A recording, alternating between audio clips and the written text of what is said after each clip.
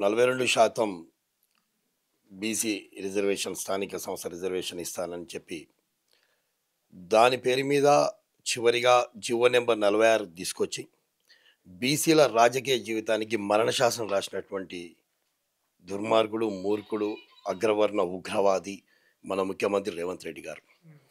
అభయహస్తం మేనిఫెస్టో తీసుకొచ్చినప్పుడు, ఇది కాంగ్రెస్ పార్టీ తీసుకొచ్చినప్పుడు, ఈ అభయహస్తం అనేది బీసీల రాజకీయ జీవితానికి, బీసీల రాజకీయ తల మీద ఒక భస్మాసురాస్తంగా మార్చారు. ఇది భస్మాసురాస్తం.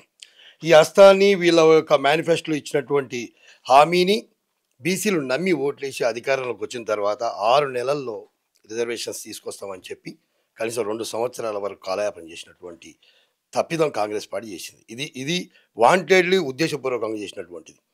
జీవో నెంబర్ 9 తీసుకొచ్చి 42% రిజర్వేషన్స్ ఇచ్చేసిన మేమని సంకలు గుద్దుకొని జీవోలు ఆర్డినెన్స్లు తీసుకొచ్చారు.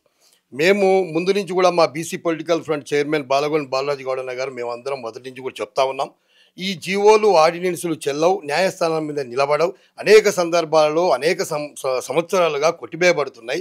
మొన్నటికి మొన్న 2 సంవత్సరాల క్రితం మహారాష్ట్రలో కూడా కొట్టివేసినారు. అదేవిధంగా బీహార్లో పాట్నా హైకోర్టులో కొట్టివేసింది.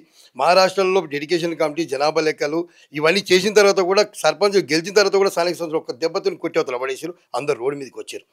ఇలాంటిది రాబోతుందని మేము హెచ్చరించినా కూడా ఎవరు పట్టించుకున్న దాకా లేకుండా ఇక్కడ మేము బీసీ మిత్రులకు, బీసీ ప్రజాప్రతినిధులకు ఒకటే చెప్పాల్చుకున్న విలేజ్లలో ఇది అత్యంత ప్రమాదకరమైనటువంటి సమయము. ఒకప్పుడు ఈ తెలంగాణలో స్వతంత్రానికి పూర్వము ఫ్యూడలిస్టులు, దేశ్ముఖులు, ధొరలు, భూస్వాములు, కర్ణం, పటేల్, పట్వార్ వ్యవస్థ ఎంత అరాచకంగా కొనసాగిందో తిరిగి అలాంటి అరాచక వ్యవస్థని, అలాంటి భూస్వామ్య వ్యవస్థని, అలాంటి పటేల్ పట్వారి వ్యవస్థని తీసుకురావడానికి పూనుకున్నటువంటి రేవంత్ రెడ్డి ప్రభుత్వాన్ని గద్దె దించడం అంటే ఇప్పుడు అంతలా ఓట్లు లేవు కాబట్టిగా, స్థానిక సంస్థలే కాబట్టిగా ఈ స్థానిక సంస్థలో చిత్తుగా ఓడించాల్సినటువంటి అవసరం ఎంతైనా బీసీలకు, ఎస్సీ ఎస్టీ సోదరులకు ఉన్నది తెలియజేస్తా ఉన్నాను. మీరు 42% రిజర్వేషన్స్ ఇస్తా అన్నారు, 42% మీరు ఇవ్వలేకపోయారు. గత ముఖ్యమంత్రి దుర్మార్గుడైనటువంటి కేసీఆర్ 34% నుంచి 23% చేసిండు. మరి 34% నుంచి 23% గత ముఖ్యమంత్రి చేసిండు. మరి నువ్వు 42% నుంచి కనీసం 23% అని ఇవ్వాలి కదా. 23% కాకుండా కూడా 17% ఎందుకు ఇచ్చిండు అంటే రేవంత్ రెడ్డి ఇంటెన్షన్ ఏంటంటే ఈ తెలంగాణ ప్రాంతంలో 2 వర్గాలు, 2 కులాలు ఫ్యూడలిస్ట్ భూస్వామ్య వ్యవస్థ నుంచి వచ్చినాయి. అవి దేశ్ముఖుల కుటుంబాల వారసులుగా, భూస్వామ్య వారసులుగా తెలంగాణ వచ్చిన తర్వాత, స్వతంత్రం వచ్చిన తర్వాత కూడా స్వతంత్ర భారతదేశం కూడా వాళ్ళే ఎమ్మెల్యేలు, ఎంపీలు అయ్యారు. వాళ్ళే స్థానిక సంస్థలు ఇప్పుడు ఫ్యూడలిస్టు భూస్వాములే. మళ్ళీ ఊళ్ళలో కూడా సర్పంచులు, ఎంపీటీసీలు, జెడ్పీటీసీలు, ఎమ్మెల్యే, మంత్రులు, ముఖ్యమంత్రి వాళ్ళే అవుతున్నారు. మళ్ళొకసారి రెడ్డి రాజ్యం నిర్మాణం చేయాలని, రెడ్లు 10 కాలాల పాటు రాజ్యం వెళ్ళాలంటే స్థానిక సంస్థలో బలంగా ఉండాలి. ప్రతి గ్రామంలో రెడ్లు ముఖ్యమంత్రి, రెడ్లు సర్పంచులుగా, ఎంపీటీసీలుగా గెలవాలనేటటువంటి దురుద్దేశంతోనే ఈ 23% రిజర్వేషన్ కూడా ఎడ తగ్గాలి, 17% ఎట్లా తీసుకోవాలంటే రొటేషన్ పద్ధతి తీసుకొని, సర్పంచ్లకైతే 2011 జనాభా లెక్కలు తీసుకొని, అదే వార్డు మెంబర్లకైతే 2024 జనాభా లెక్కలు తీసుకొని, అంటే ఎంత దుర్మార్గంగా.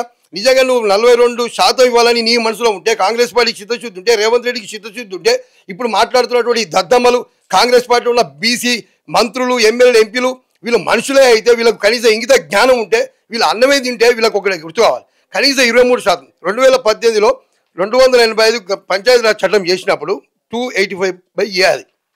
దాని ప్రకారం 2 టర్మ్స్ ఇక్కడ ఎలక్షన్ జరుపుకోవచ్చు 23%తో. మరి నీ చేత కాలేదు, నువ్వు అసమర్థుడివి, నువ్వు ప్రజాపాలన చేయలేకపోతున్నావు. మరి అట్లాంటప్పుడు 23% రిజర్వేషన్ కొనసాగించిన ఈరోజు 12,765 గ్రామాలకు గతంలో 2019లో 23% వస్తేనే 2,800 పైచీలకు వచ్చినాయి. మరి ఈరోజు ఆ లెక్కలు చేసిన ఈరోజు 2,800 రావాలి. ఈరోజు ఎంత వచ్చి 2,133 వచ్చినాయి. అంటే బీసీలారా ఒకటే గుర్తుపెట్టుకోండి, ప్రతి ఊర్లో ఉన్నటువంటి బీసీలంతా ఏకం కాండి, పార్టీలను పక్కన పెట్టండి. పార్టీలతో మనకు సంబంధం లేదు. బీఆర్ఎస్, బీజేపీ, కాంగ్రెస్ ఇవన్నీ దుర్మార్గమైనటువంటి కమ్మ, రెడ్డి, వెల్మ, బ్రాహ్మణ, బన్య వీళ్ళందరూ ఒకటైనరు. ఆధిపత్య వర్గాలు మొత్తం ఒకటైనాయి. బీసీలను రాజకీయంగా సమాజ్ చేయాలనుకుంటారు. ఎస్సీ ఎస్టీలో రిజర్వేషన్స్ ఓను ప్రతి జనరల్ సీట్లో పూర్తి స్థాయిలో బీసీలు వేయండి, కొట్లాడండి, గెలవండి.